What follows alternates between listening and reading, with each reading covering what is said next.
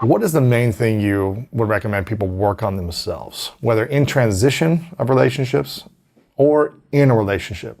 Is there one thing that they could always be working on to improve themselves, to be better for other relationships? If their entire story about the relationship that just ended is about what the other person did wrong to them, something is missing in the story. Yeah. That doesn't mean that the other person may not have done things that were hurtful to them. But add to it, who were you in this relationship? Absolutely. What role did you play? What did you see that you didn't want to pay attention to? Mm-hmm. What things do you wish you had done differently? What pieces do you wish that your partner had seen and accepted from you differently? Mm-hmm. Where did you wish you would have said less, and where did you wish you would have said more? What do you learn from this relationship? And if when you say what you learn is just that I want to make sure that the next person is... right, gives me what I need. You know, or is less of this or more of that, you know, who do you want to be in the next relationship? Yeah. How are you going to add value? A relationship is a story of many people. It's not even a story just of two. Who was too involved in your relationship? Who was not involved enough? So there's a cast of characters in a relationship. And it's all those questions that you want to ask when you are in transition. What, I think that's it. I mean, you can, but they are both directions. If you find yourself with a spotlight only on the other person and you in a passive receptive stance, you're missing a whole pan of the story. Yeah. And you're probably more of the problem of the relationship than them, if you're just focusing on them probably. A relationship is not about this person and that person. The relationship is what happens in between. This is my view on relationships. It's not an essentialist view, this is this personality and that personality. It's the dynamic. Right. You can have a dynamic with a certain partner. You've had dynamics with certain partners. And of course, it was just the right fit between the match and the ignition. And so you had enough inside of you to react with a certain kind of, let's put your jealousy.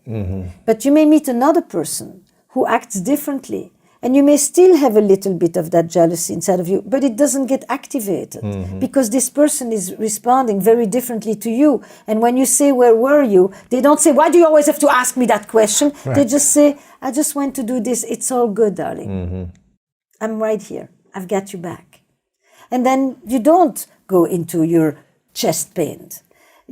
So this is very important to understand. We are not the same person with different partners. We may have certain things that come out depending on what is being sent over to us. So the relationship is a figure eight. It's what I do that makes you do something, that then makes you react to me a certain way, that then draws that out of me, that draws that out of you, and each one actually creates the other. And when you get that view of relationships, when you come out, you're in transition, you say to yourself, let's say I was with someone who completely disconnected. Okay, they disconnected. Did I push them away? Are there ways in which I contributed sometimes to the disconnection? And that is not self-blame. That is understanding the dynamic. You can take responsibility about things without blaming yourself. And you can hold the other person accountable without blaming them. It's not a blame dance, but it is an understanding of what did I do that made you do what you then did to me, that then made me. Right. That's the relationship. Yeah. And if someone's like, you know what, they're listening to you, Esther, they really want to have an amazing relationship. They want to have a rich life, knowing it's not going to be perfect, but they want to create beauty and adventure and play and go through life through the sadness and the adversities and all the things that happen in life.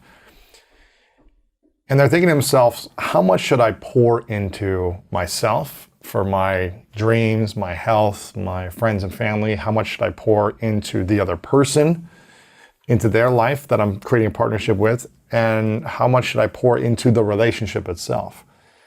What would you say to that? But you asked me, it's different questions, right? what keeps a relationship alive is one question. How much do you invest in a relationship is a different question.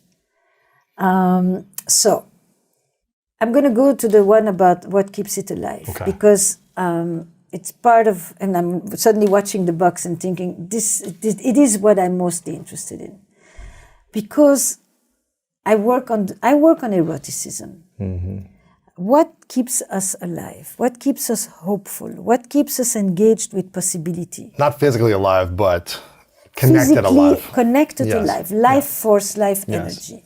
Why? Because I think everybody understands relationships that are not dead versus relationships that are alive. Teams that are not dead, companies versus companies that are alive. What is flourishing versus surviving? And because it is part of my personal history, and I come from a background of survivors, of parents who were in concentration camps, and I wanted to understand, how do people stay alive when they spend 5 years in a concentration camp? So that's why I've got interested in eroticism. Sexuality is a piece of this, but sexuality is not eroticism. You can have sex every day and feel nothing. Eroticism is the poetry that accompanies it. It's the meaning we give to it. Yes. Right? It's the story that's attached. So eroticism in a relationship is the quality of imagination, curiosity, playfulness, mystery, risk-taking, novelty that people bring to their relationship. Those are the things that I think bring life to a relationship. So in the research of Eli Finkel, it means doing new things together, taking risks beyond your threshold, out of your comfort zone. Because if you do pleasant things that are familiar, it's cozy, it's friendship, it's love, but it's not exciting, it's not erotic, it's not necessarily desire. It's calibrating your expectations so that you have, and that means diversifying your intimate connections or your deep connections. Doesn't it? You know, for me, intimacy doesn't mean sexual either. It just means people that are important to you, that accompany you through the life stages and through the big events in life. These three things: expectations, calibrating expectations, diversifying your social connections, and taking risks and doing new things, is the research of Eli Finkel for thriving relationships. But then in that piece, I think play is essential. It's huge, Playfulness, right? it's huge. And it is actually the quality of emotions that is the least talked about. How often are you playing in your relationship? All the time. Humor is essential. It's an essential salve and balm in my relationship. I can be in the middle of an argument and then I start to laugh and then I just get perspective and we just kind of ground ourselves back again. It's flirting, it's teasing, it's making fun of, it's that whole realm of we're not really serious and we don't take ourselves that serious. And what happens when relationships are taking themselves very serious and they're not playing? Look, I had a teacher who once said to me, if a couple comes to you for therapy and there is absolutely zero humor left, it is diagnostic. Really? Now, is it true? You know, nobody has proven that scientifically.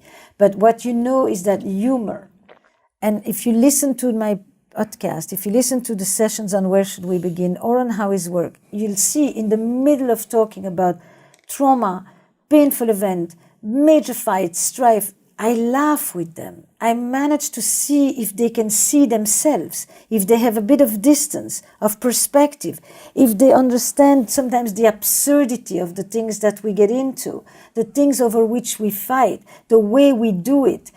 And even if it's just a glimmer, a smile on the side, on the corner, I know they know that I know that we know, and it creates that complicity. And it invites a new possibility. Some people may be resisting the humor. They'll be like, no, they want to hold on to the seriousness. Yes. Yeah. If you want to hold on to righteousness, to I am right, to victimization, to I have the view that is the only view that matters, and only my perception and my experience is the truth, then you are in a polarized system that is rigid and unyielding. humor and play is possibility. Yes. Possibility invites change. Change invites healing. Yes. I want to ask you a few more questions, then I want us to play your game for a little bit.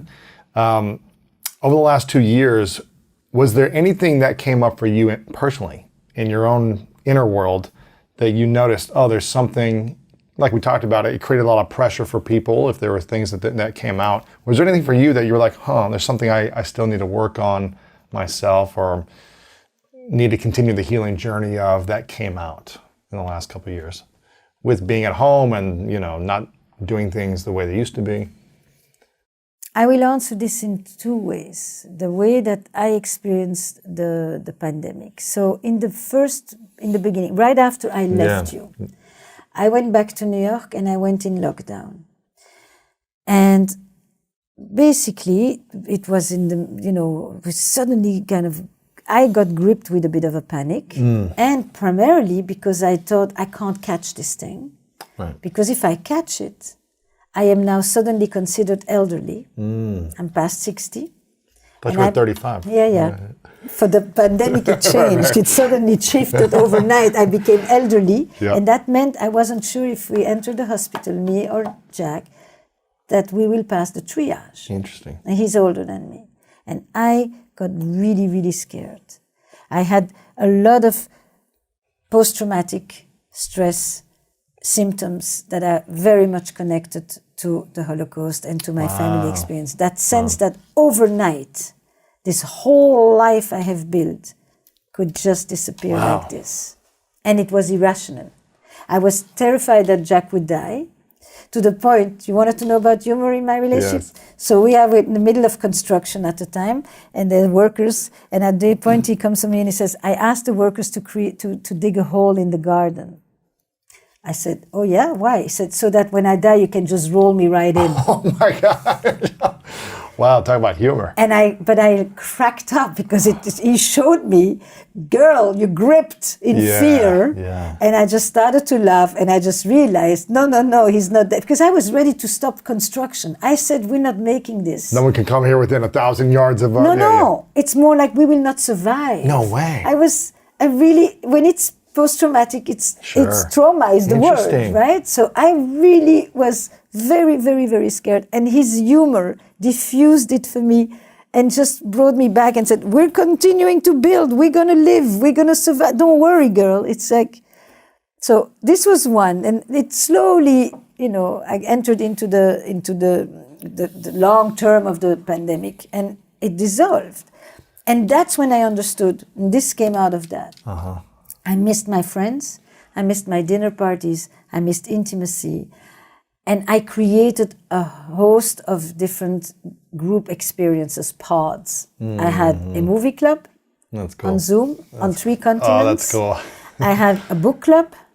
I had a yoga group that met 4 times a week still till now, that is over 2 continents. Wow, that's cool. And I had a hiking group, I had a swimming group in the summer, and then one day I said, I need to play. And I need to continue to have conversations where I learn something new. I was so freaking tired of talking about the pandemic all the time. Sure.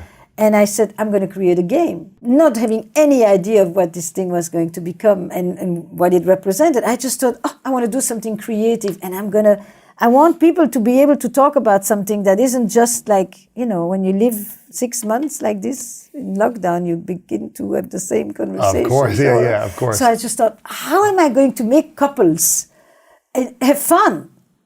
Get energized, be curious about each other, talk about something else. And I thought we need to play because play is a container. Play gives you the possibility to take risks, to talk about things that you would otherwise not talk about because it's under the guise of play. Play allows you to ask questions that you would otherwise not ask, certainly not to your partner, because we get more shy with the people that we live with than with strangers sometimes. Really interesting, yeah.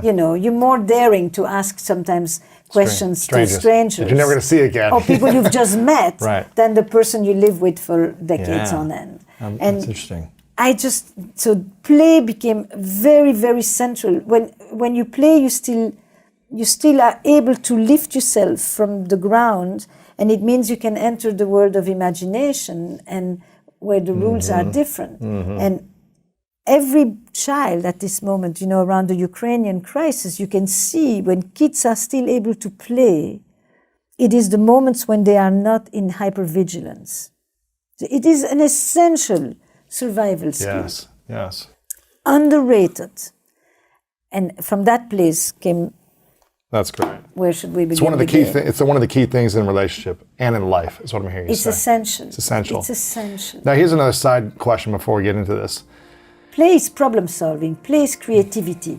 Play is risk taking. Play is spontaneity. It's all these things. It's the other side of fear. The notion that when you heal, something utterly disappears is one component of healing.